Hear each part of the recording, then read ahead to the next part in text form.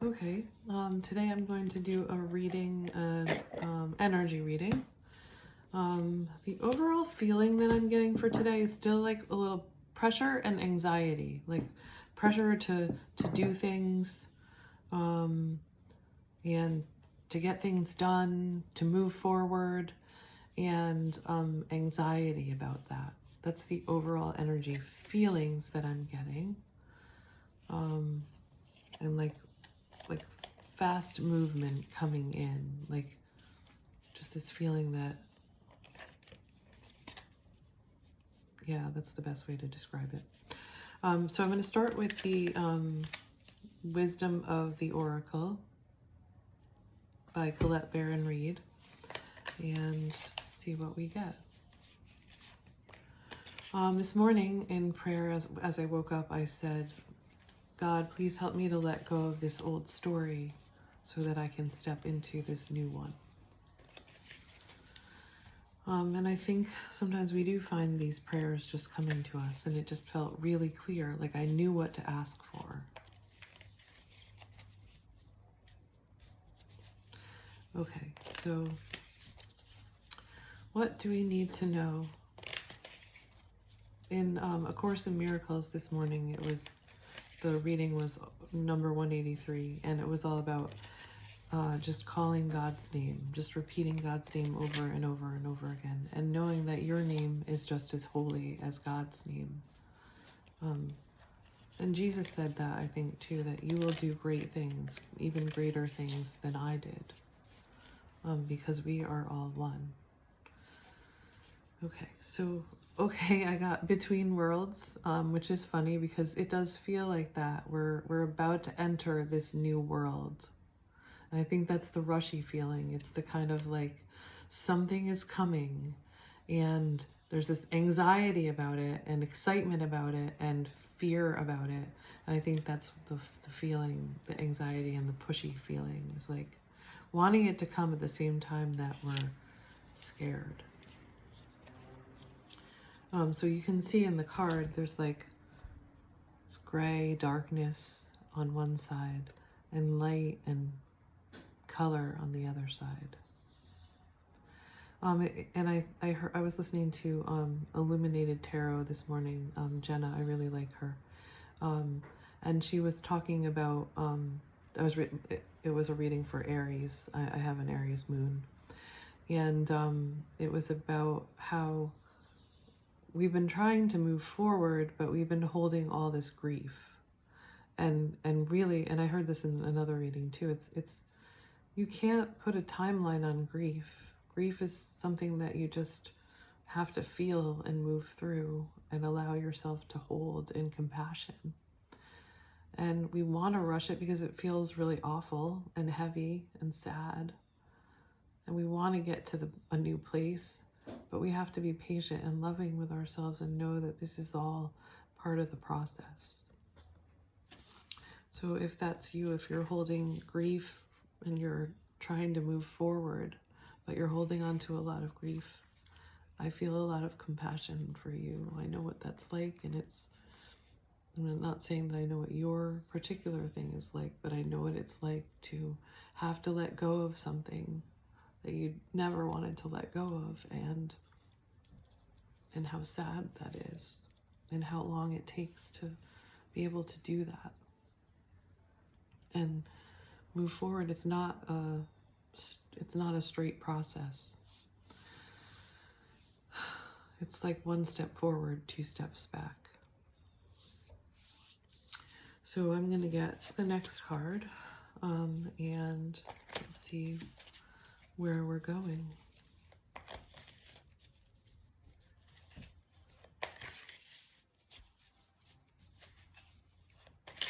What else we need to know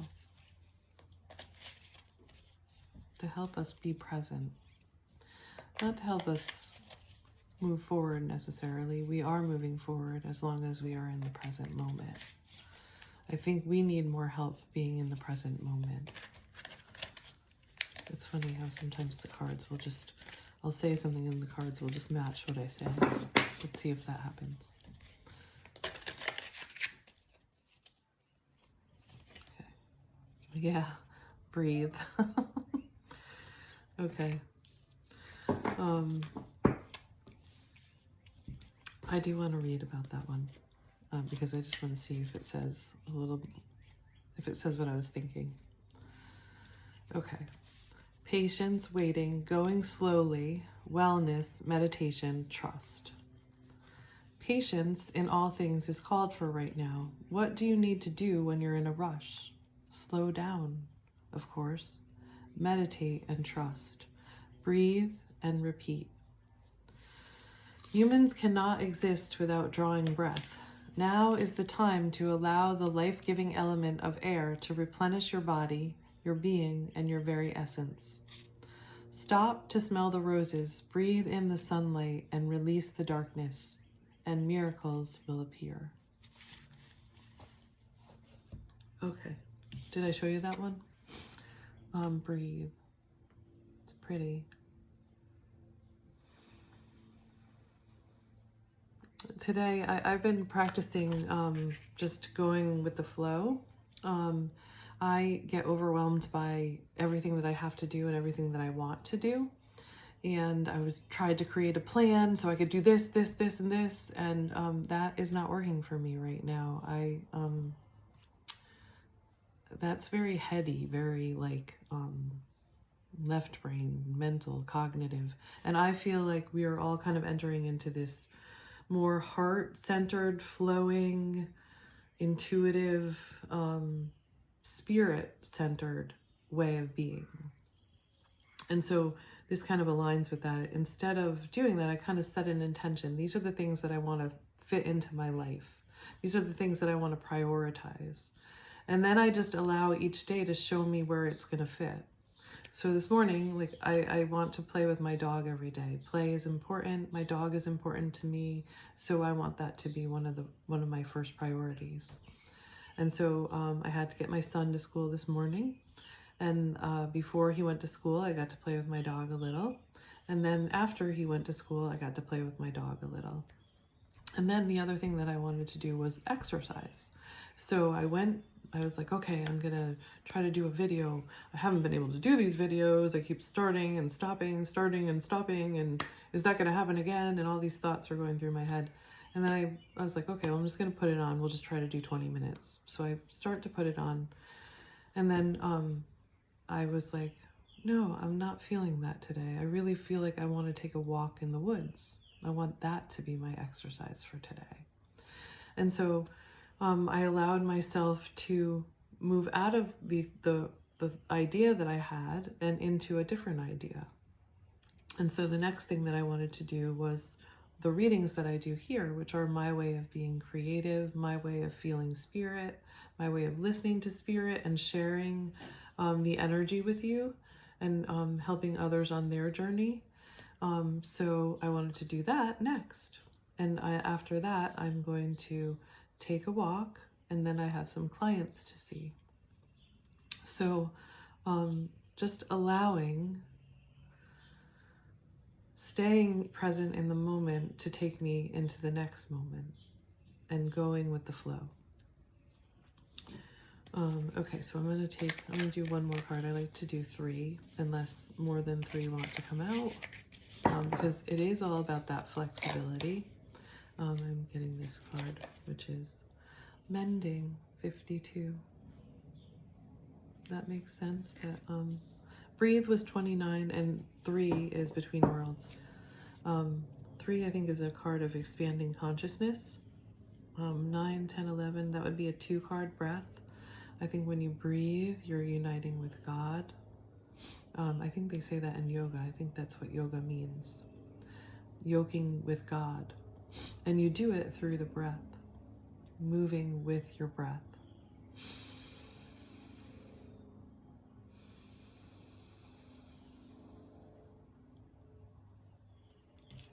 Okay, so we're going to, let's find out a little bit more about mending, because I've been getting that card a lot, and I've been like, I do the Course in Miracles, I read the Course in Miracles, and it's all about forgiveness. And I think of mending as being all about forgiveness as well. Um, but I've been like, oh my God, I've forgiven already. What the hell? Why do I have to keep getting this card? Like, why am I still stuck in this place? Like, but it just like also keeps coming up. Like, I think the wounds keep coming up, recognizing the wounds, and then having to forgive again. It's a process like grief. It's not really that, okay, I forgave you. It doesn't happen like that. It seems to be a process, just like grief. Recognizing all these things that we hold on to, all these hurts and wounds, and how they cause us to not forgive.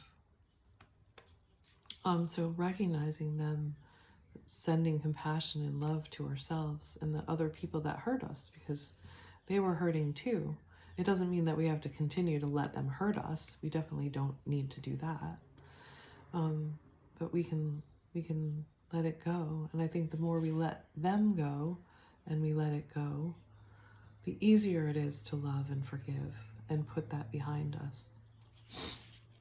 Okay, so it says, forgiveness, making amends, healing after arguments. Each time we are hurt and allow the hurt to pass through us without understanding and integration, we accumulate an unwanted burden. I just want to sit with that for a minute.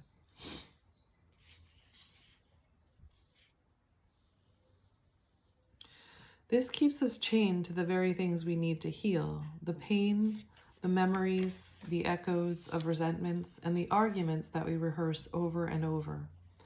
Now is the time for mending rifts, healing wounds, and letting go of the old hurts. In order to reclaim your power, now is the time to forgive, to release, to make peace, and to make amends to others. Set yourself free. So I've entered a new relationship, and I'm letting go of an old relationship. And this morning I was thinking about an old resentment that I had, and I realized I didn't feel like I started to like think about the anger that would come up when I thought about that person and that thing that they did, and I was like really aware that it wasn't there anymore, and I wasn't angry anymore. I was like, I'm free. I'm free of that. I don't have to suffer that anymore. And so I don't have to hold on to that anymore. So I let it go, and that felt really good. But even in my new relationship, you know, there are times when I get triggered by thoughts and feelings and fears, and I can cause pain and hurt in my new relationship.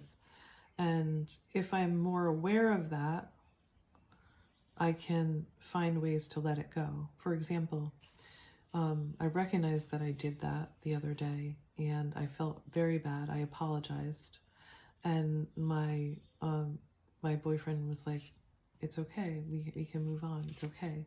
I know though that it still hurt him, and he was still healing from it. But he really did mean that it was okay, and he was also trying to let it go, and that would take time, because our brain learns these danger signs, and it doesn't let them go until it feels safe. So it has to see more of that love and that trust and that peace, and feel more between you and that person so that it can let it go. But the other part of it was that I kept getting mad at myself for doing it, and then and for hurting him, and for having it, for wounding him, and recognized also that I was hurting myself and holding on to that, and that he had already let it go, and that it wasn't doing any good to anyone for me to keep doing that. And so then I had to also show myself compassion, because I was hurt and I was hurting when I lashed out at him and I hurt him. And so being able to hold compassion for myself and hold compassion for him and let it go, but also recognizing that it would take time for us to heal and come back into a place of peace and love and safety. So I think it's important to be able to do that. So when it says, each time we're hurt and allow the hurt to pass through us without understanding and integration, we accumulate an unwanted burden. We need to be able to allow it to pass through us and know that it takes time for that to happen. And I think breathing and drinking water and loving yourself and practicing love and compassion for yourself helps it to do that. Okay, so I'm going to get some tarot cards to kind of help us to understand a little bit more. Maybe there's more information. So this is the Light Seers Tarot by Chris Ann. So we're going to get a little bit more clarification for Between Worlds. See what that is about.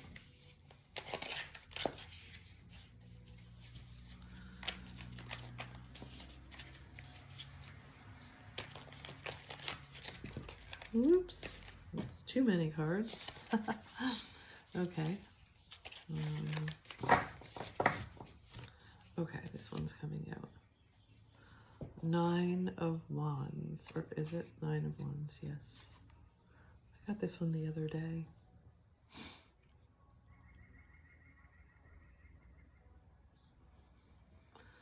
So we're at a 9, we're in process. We're near completion, which makes sense because we're between worlds. And she's looking out, she's got her glow stick looking out, but she's kind of like, I don't know, it feels almost like, is the other shoe gonna drop kind of thing. Like, and I was getting this the other day too, where I was really entering into this place of peace and love, and I'm like, yes, things are so good. And then I got really scared. And that's when I kind of like started to freak out a little bit. But let's see if we can get more information on the 9 of Wands. It looks like there's some rough edges there. There's kind of protection and a barrier in front of her. Like she's starting to develop boundaries. And she's a little leery about what's to come. But she's also hopeful. She's got that light there. Which makes sense. We were kind of talking about that. That's a bee. Hi, bee. What do you want to say today? I told you everything means something. So now I'm like, okay, what was that about? I don't know. I don't know yet. Maybe it will come. Okay. Determination, resilience, defiance, a last defense, the final push, excitement for what's to come, finding motivation in the face of difficulties. Okay, that makes so much sense. Between worlds. That's what I was saying in the beginning, that feeling of like wanting to rush into the next thing, but being afraid. So knowing that we have what it, and also knowing that we have what it takes. It's okay. We can trust that we have everything that we need to take. That we have everything that we need to move into the next phase of our lives, to move into this new world. Okay. That was good. Oh wait, I wanted to read the affirmation. I push beyond my own perceived limitations, and I remain open and trusting as I do. Okay. And then we have, for under breathe, we have the Ace of Wands. I also got this the other day. New seeds are growing. Okay. So breathing, because it's coming. And we don't really have to push. We can just trust and open. Both are Wands cards. And that bee is back.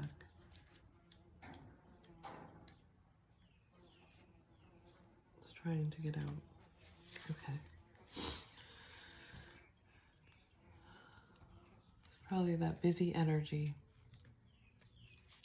New ideas, the seed of potential, the arrival of inspiration, illumination, intense creativity, the mirror-like nature of consciousness, the interconnectedness of all things, the ability to manifest anything.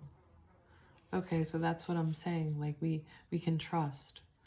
and it's coming. The seed has been planted and it's growing, and it's still underneath the soil, so we can't see it yet, but it's about to come out and sprout.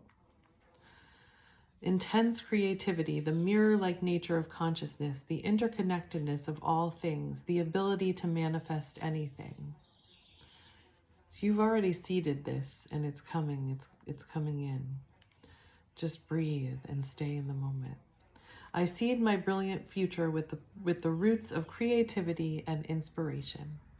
And does anybody know what bees mean? If you could put that in the comments, because I don't know what that bee is saying to us, but I know it's a message. Okay. So the Ace of Wands is under breathe. Just breathe. That's all you need to do. Okay, and mending. Let's find out a little bit more about mending. Is there anything that we need to know about mending?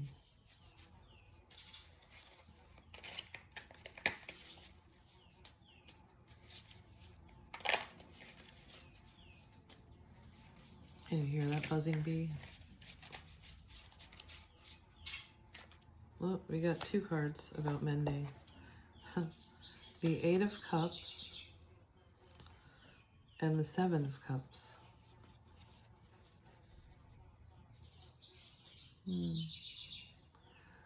Walking away and like having all of these potential opportunities and maybe not really knowing, like being a little overwhelmed by that, you know, the new stuff that's coming. Oh my God, like, am I gonna know what's right for me? Okay, so let's, let me see if I can get a little bit more from the book on that. I think I just like to get validation. I think we all like validation, right? And hopefully this is validating the energy that's coming for you. That's what it should do. Like if this is right for you, if this reading is right for you, it should be validating some of the stuff that's coming up for you. And then you start to learn that you can do this yourself. Letting go, releasing that which no longer serves you, a ritual releasing, a time to move stuck energy, walking away, leaving your old reality to pursue a new one. It says abandonment or disappointment. I don't think we have to feel like we're abandoning, as long as we are acknowledging our past for what it gave us, and maybe doing that ritual, kind of like, how can we put this to rest? Maybe we need to do a little ritual. Whatever ritual helps you to let go, a little funeral for your past or something like that. I walk away from negativity and I choose myself in a rebellious act of self-love. Yes, that's it. That is it. That's what I've been talking about all along. And the message is just getting clearer, right? Okay, but there is the Seven of Cups. Fantasies, choices, wishful thinking, the allure of temptation on the path, needing to move forward without knowing the full picture. I think that's really kind of what it is. It's like this desire to move forward, but this fear about what is coming. And that kind of keeps us stuck a little bit. But all we really need to do is breathe. And we will be led and shown. So the affirmation here is, my wildest imagination is a tool that I can use to inform my future in a down-to-earth way. So we can allow our imagination to guide us too. What do we want to see in the future? What do we want to come into this new world? And I was finding myself, I've been talking about holding fear and love at the same time, as we're trying to move into love, but we are in the two worlds. So in a sense, we are having to hold both at once. So holding fear and love here. And so I was first aware of my fears. And so I was like, okay, I can hear that. I can acknowledge that. But what is the hope? You know, what is it that I want to come out of this? And a lot of times your fears lead you to that. So like, that is not what I want to happen. What do I want to happen? And so being able to hold both. So first you may like feel the fear of, oh my God, I don't want to create that again. This is not what I want. Or whatever fear comes up in you. But then allowing that to move you into the hope and the desire, and just holding them both in love and compassion and breathing with them and trusting and allowing and being receptive and meeting life where it is, knowing that you have everything that you need to make the right choices for you. And you will know what's right for you. And you can course correct at any time. So that's all that I have for today. Hope that was helpful and you were doing well on your journey to the heart. I just read Journey to the Heart before that. But that's really what it is, journey to the heart and back to our spirit, back to our home, which is in God, which is in love. Okay, ooh, that just reminds me, I should read this book to you. If I haven't read it yet, I should. It's a good book. Okay, all right, that's it for this.